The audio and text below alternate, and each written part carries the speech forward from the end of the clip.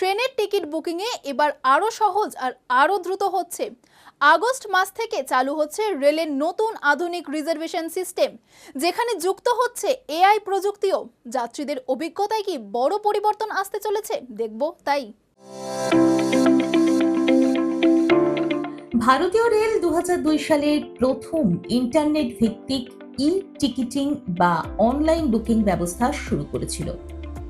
বর্তমানে রেলের মোট টিকিটের প্রায় 88% বুকিংই সম্পন্ন হচ্ছে বিভিন্ন ডিজিটাল প্ল্যাটফর্মের মাধ্যমে।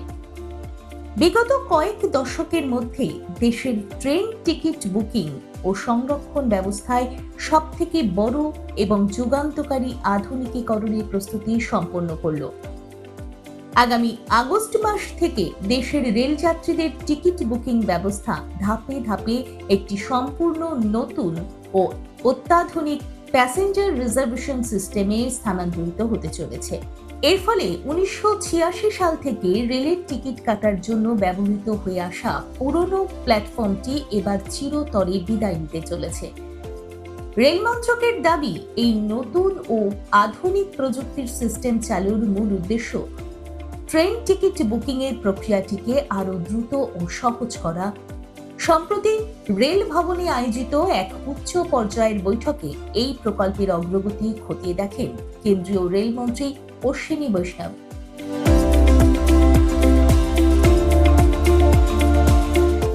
এই পরিবর্তনের সময় সাধারণ যাত্রীরা যাতে কোনো ধরনের বুকিং বিভ্রাট বা প্রশাসনিক হয়রানির মুখে না পড়েন তা নিশ্চিত করতে আধিকারিকদের নির্দেশ দিয়েছেন তিনি। আধুনিক প্রযুক্তির ওপর ভিত্তি করে এই নতুন বুকিং সিস্টেমটিকে সম্পূর্ণ নতুনভাবে ঢেলে সাজানো হয়েছে। এর ফলে প্রতিদিন অনলাইনে টিকিট কাটার যে বিপুল ও ক্রমবর্ধমান চাহিদা তৈরি হচ্ছে তা অনায়াসে এবং মসৃণভাবে সামাল দেওয়া সম্ভব। গত 2025 সালের জুলাই মাসে রেলের তরফে আনুষ্ঠানিকভাবে লঞ্চ করা হয়েছিল রেল ওয়ান অ্যাপ। মাত্র 1 বছরেরও কম সময়ের মধ্যে এই অ্যাপটি এক নজিরবিহীন রেকর্ড তৈরি করে 3.5 কোটিরও বেশি ডাউনলোডের গণ্ডি পার করে ফেলেছে।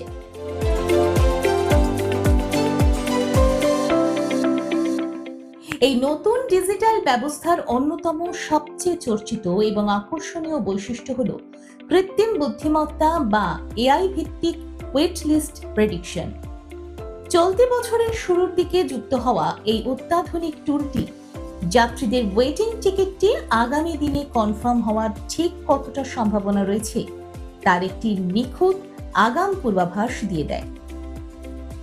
রেলের দাবি, এআই ব্যবহারের ফলে এই পূর্বাভাসের নির্ভুলতার হার এক ধাক্কায় 53% থেকে বেড়ে প্রায় 94% পৌঁছে গিয়েছে।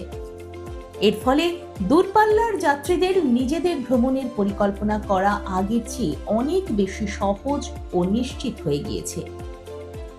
আগামী আগস্ট মাস থেকে এই আপগ্রেডেড প্যাসেঞ্জার রিজার্ভেশন সিস্টেমটি পুরোপুরি চালু হয়ে গেলে দেশের কোটি কোটি ট্রেন যাত্রীদের জন্য টিকিট বুকিং এর অভিজ্ঞতা আরও দ্রুত, স্মার্ট এবং নির্ভরযোগ্য হয়ে উঠবে বলেই আশা করছে রেল বোর্ড।